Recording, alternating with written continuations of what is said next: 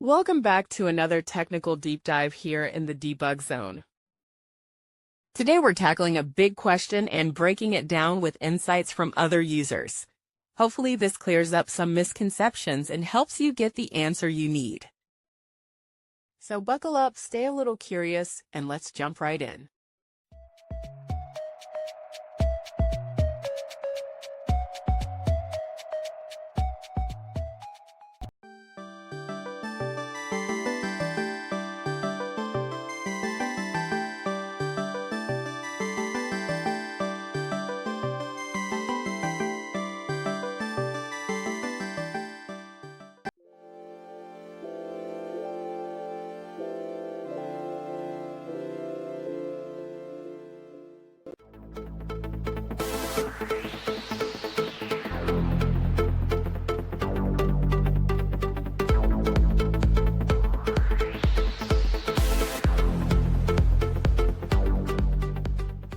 And that's a wrap.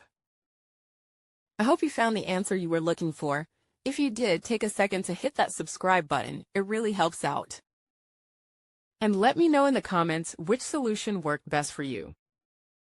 See you next time in the debug zone.